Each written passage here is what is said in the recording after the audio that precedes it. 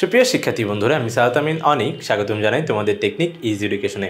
চলে আসলাম তোমাদের সামনে টাইপ 3 এর 5 নম্বর অঙ্কটার সমাধান নিয়ে। দেখো, এখানে হচ্ছে তোমার একটা ধারা দিয়ে দিছে আর বলছে যে এই ধারাটি একটি অসীমতর গুণোত্তর ধারা। অসীমতর গুণোত্তর ধারা মানে হচ্ছে কি, যে ধারাটার আসলে কোনো শেষ নাই। ঠিক আছে, তো অসীমতর গুণোত্তর ধারার বলছে এই ধারাটির সপ্তম পদ তোমার হচ্ছে নির্ণয় করতে হবে। তো সেক্ষেত্রে প্রথমেই দেখো আমরা কিন্তু ধারাটির প্রথম পদ যেটা দেখতে পাচ্ছি সেটা হচ্ছে কি দেওয়া আছে দেখি তো, ধারাটির প্রথম পদ। ওকে, ধারাটির প্রথম পদকে আমরা জানি এ দ্বারা প্রকাশ করে। ঠিক আছে, ধারাটির প্রথম পদ এটা হচ্ছে একটু বড়, তাহলে ধারাটির প্রথম পদ a ইকুয়ালস টু আমরা বলতে পারি হচ্ছে, দেখো তোমার 3 × 4 - 10x whole to the power হচ্ছে -1।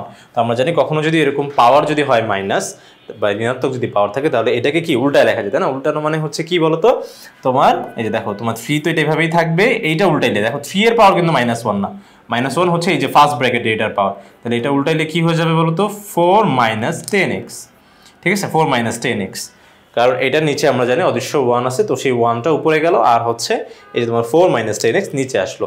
এখন বলো এটা পাওয়ার কত হবে? পাওয়ার তো 1 ছিল, তো পাওয়ার 1 আমরা নর্মালি আসলে দেই না, কারণ পাওয়ার 1 থাকলেও যা না থাকলেও একই। তাহলে এখন দেখো কাটাকাটি যেহেতু যাচ্ছে না, তাহলে লবের সাথে লব গুণ, হরের সাথে হর গুণ করলে হবে হচ্ছে তোমার প্রথম পদটা 4 - 10x। ঠিক আছে, এটা আসলে আমার হচ্ছে প্রথম পদ, ধারাটির প্রথম পদ।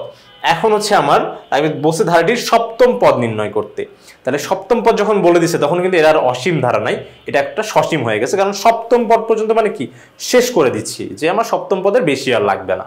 তাহলে এটা কিন্তু আমার হচ্ছে সসীম ধারায় পরিণত হয়ে গেছে যদি আমি সপ্তম পদ বের করি। আচ্ছা, তাহলে হচ্ছে আমার প্রথম পদ তো এ চলে আসলো, এরপর আমার লাগবে কি বলতো, সাধারণ অনুপাতটা। ঠিক আছে, সাধারণ অনুপাত কেন লাগবে?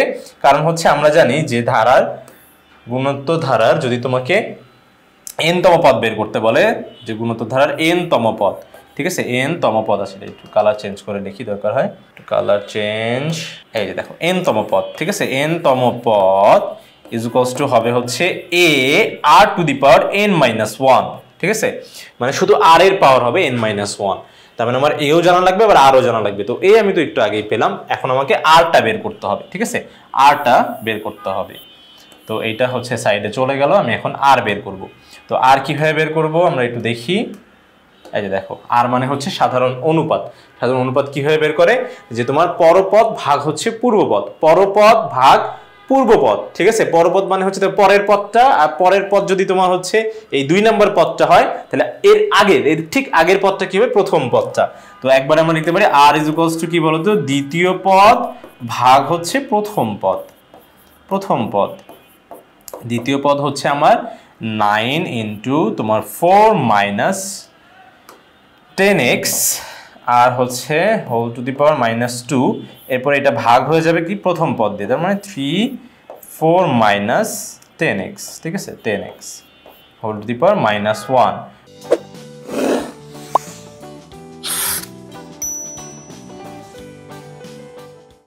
এখন আমরা কি করতে পারি, একটু কাজ করে নিলাম, সেটা হচ্ছে এটাকে একটু নিচে নিয়ে যাই। ওকে, এটাকে আমরা একটু নিচে নিয়ে গিয়ে সমাধান করব। পুরোটা আমরা হচ্ছে একটু নিচে নিয়ে সমাধান করলাম, এটা চলে গেল। এখন ধরো আমাদের এটা আছে, ঠিক আছে। তো দেখো এই 3 আর এই 3 যদি কাটাকাটি করি, তাহলে এখানে থাকবে 3, আর এখানে তো 3 তো থাকলোই, গুণ অবস্থায় এটা থাকলো, আর এখানে থাকবে কি বলতো, এই যে পাওয়ার হচ্ছে মাইনাস। কখনো যদি পাওয়ার মাইনাস থাকে তাহলে এটাকে আমরা উল্টাই লিখতে পারি, যে 1/4 - 10x। এটার পাওয়ার কি হবে বলতো, এই যে দেখো তোমার পাওয়ার যেটা আছে সেটাই কিন্তু পুরোটার উপরে পড়বে। তো 1 এর পাওয়ার যদি 2 হয় তাহলেও তোমার 1 1ই থাকে, কিন্তু এটার পাওয়ার যখন 2 হবে তো এটা কিন্তু এভাবে থাকবে। ঠিক আছে, আর নিচে হবে কি, এটার উল্টাইলে তোমার হচ্ছে 4 - 10x। ঠিক আছে, পাওয়ার 1 আমরা দেওয়া লাগে না, আমরা জানি এটা বিষয়টা, কারণ পাওয়ার 1 দেওয়া যা না দেওয়া একই কথা। তো 3 × আমরা জানি এটা হচ্ছে ভগ্নাংশের আমরা ভাগ করতেছি, ভগ্নাংশের ভাগ কীভাবে করে, গুণ দিয়ে আবার উল্টায় দিতে হবে। ঠিক আছে, গুণ দিয়ে উল্টায় যাবে, উল্টায় যাবে মানে ব্যস্তকরণ হয়ে যাবে। ঠিক আছে, ব্যস্তকরণ। তো ব্যস্তকরণ যখন আমরা করব তখন কি গুণ দিব, গুণ দিয়ে নিচেরটা হচ্ছে কি বলতো, এটার হর লব হয়ে যাবে, লব হর হয়ে যাবে। তাহলে 4 - 10x যাবে হচ্ছে উপরে, আর নিচে আসবে কি বলতো 1। তো দেখো এখানে 4 - 10x আছে, এখানে 4 - 10x আছে হচ্ছে, উপরে আছে একটা আর নিচে আছে কি বলতো 2টা। তাহলে কাটাকাটি করলে থাকবে হচ্ছে একটা, সে একটা অবশ্যই কিন্তু নিচে থাকবে, 4 - 10x। ঠিক আছে, এটা কিন্তু নিচে থাকবে। তাহলে উপরে হবে হচ্ছে আমার 3, উপরে হচ্ছে তোমার 3, যে দেখো 3 ওকে 3 এই যে 3, আর নিচে হবে কি বলতো শুধু 4 মাইনাস 10x। ওকে, তাহলে আমরা কিন্তু আমাদের আর এর মানটা পেয়ে গেলাম, আর এর মানটা কিন্তু পেয়ে গেছি। ঠিক আছে, তাহলে আমরা হচ্ছে একটু ক্যালকুলেশন মুছে দিলাম, জাস্ট আর এর মানটাকে নিয়ে গেলাম, আর এর মানটাকে উপরে নিয়ে যাচ্ছি। দেখি নিয়ে গেলে কি হয় ব্যাপারটা। এই যে দেখো এখান থেকে আর এটা হলো আমার হচ্ছে আর এর মান।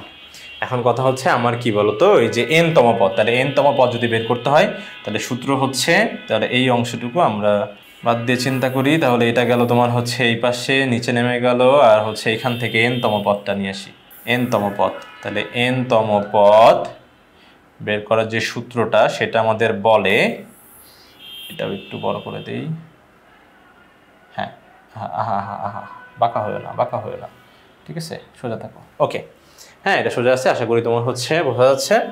এটা মানে একটু গ্যাপ হয়ে গেছে, একটু গ্যাপটা তোমার যদি মেনটেন করতে হয় তাহলে আর একটু সময়। এই যে ওকে, তাহলে সেক্ষেত্রে তোমার হচ্ছে দেখো n তম পদ যদি a r whole to the power a r n to the power যদি -1 হয়, তাহলে সেক্ষেত্রে এই যে এখানে তোমার হচ্ছে সপ্তম পদ, তাহলে সপ্তম পদটা কত হবে, মানে 7তম পদ। তাহলে 7তম পদের ক্ষেত্রে a হচ্ছে কত বলো তো, a কিন্তু একটু আগেই পেলাম, তোমার হচ্ছে 3/4 মাইনাস 10x। ঠিক আছে, এটা হলো আমার প্রথম পদ। আর সাধারণ অনুপাতও ঠিক একই রকম, তোমার হচ্ছে 3/4 মাইনাস 10x। ওকে, কিন্তু এখানে তোমার আর এর পাওয়ারটা কত, আর এর পাওয়ার হচ্ছে n-1, তাহলে 7তম পদের জন্য n এর মান কত হবে, অবশ্যই 7 হবে। তাহলে 7 থেকে 1 গেলে এটা কত হয় বলো তো, 6 হয়। 7 থেকে 1 গেলে কত হয়, 6 হয়। তাহলে এটার পাওয়ার কত হয় বলো তো, 6, হোল পাওয়ার হচ্ছে 6। এখন দেখো এই যে তোমার হচ্ছে 3 এর পাওয়ারও 6, এগুলো আমি হচ্ছে একটু দূরে সরাই দিচ্ছি, তোমাদের এখন আর দরকার নেই। আচ্ছা ঠিক আছে, এই যে এখন দেখবো তোমার হচ্ছে এখানে কিন্তু আমাদের পুরো ব্যাপারে দেখো এটা কিন্তু দুইটার ভিত্তি কিন্তু মিলে গেছে। দেখো এই যে ভিত্তিটা কিন্তু এক, ভিত্তি কিন্তু এক। দেখো এখানেও তোমার 3/4 মাইনাস 10x, এখানেও 3/4 মাইনাস 10x, আর হোল পাওয়ার হচ্ছে 6, আর এখানে হোল পাওয়ার হচ্ছে কত, আমরা কিছু নেই মানে 1 ধরে নিতে পারি। তাহলে এটাকে যদি আমরা একসাথে লিখি তাহলে কি লিখতে পারবো বলো তো, 3 তোমার হচ্ছে 4 minus 10x whole to the power দেওয়া যাবে কত তোমার 7। ঠিক আছে, 6 আর 1 যোগ করলে 7 হয়। আমরা জানি তোমার ভিত্তি মিললে গুণের ক্ষেত্রে পাওয়ার কি করতে হয় বলো তো, যোগ করে দিতে হয়। তাহলে 3 এর পাওয়ার হচ্ছে একবার হবে 7, দেখো এই যে 7 গিয়ে একবার 3 এর উপরে গিয়ে পড়বে, তাহলে হবে হচ্ছে 7, আর যখন হচ্ছে এই যে নিচেরটার উপর গিয়ে পড়বে তখন কি 4 minus 10x whole to the power 7। Okay, এখন দেখো 3 টু দি পাওয়ার 7 করলে আসলে কত আসে, তাহলে এখানে আমাদের হচ্ছে 3 এর পাওয়ার হচ্ছে তোমার 7, তাহলে 3 এর পাওয়ার যদি আমরা 7 দিই তাহলে কত আসে ক্যালকুলেটরে, এই যে দেখো তোমার হচ্ছে এটা হয়ে গেল কত, 2187। ঠিক আছে, 2187 আসলো, আর নিচে হচ্ছে 4 minus 10x whole to the power 7। তো একটু আগেই আমরা দেখলাম যে এটাকে আমরা চাইলে আসলে এইভাবে লিখতে পারি যে এখানে 2187 এটা কিন্তু গুণ অবস্থায় আছে ধরো, আর নিচে আছে হচ্ছে তোমার ধরো এই যে তোমার নিচে থাকলো 4 minus 10x whole to the power হচ্ছে 7, আর এখানে থাকলো হচ্ছে 1। তো আমরা একটু আগেই তো দেখলাম যে পাওয়ার যদি -1 থাকে, মানে মাইনাস থাকে, যাই থাক তোমার মাইনাস যদি থাকে তাহলে সেটাকে উল্টায় লেখা যায় হচ্ছে তোমার 1/4 minus 10x whole to the power 7।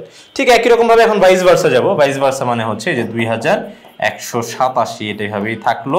এটার এখন যদি আমরা হচ্ছে উল্টায় লিখি তাহলে কি লেখা যাবে, 4 minus 10x whole to the power, তাহলে কি হবে, যেহেতু আমি উল্টায় লিখছি তাহলে এখানে অবশ্যই -7। ওকে, -7, এটাই হচ্ছে আমাদের কাঙ্ক্ষিত উত্তর হয়ে যাবে। আশা করি বন্ধুরা তোমরা সম্পূর্ণ বিষয়টা সুন্দরভাবে, ভালোভাবে, স্পষ্টভাবে বুঝতে পেরেছো। পরবর্তী ভিডিও দেখার জন্য আমন্ত্রণ জানিয়ে আজকে এখানে শেষ করছি। ধন্যবাদ সবাইকে, আসসালামু আলাইকুম।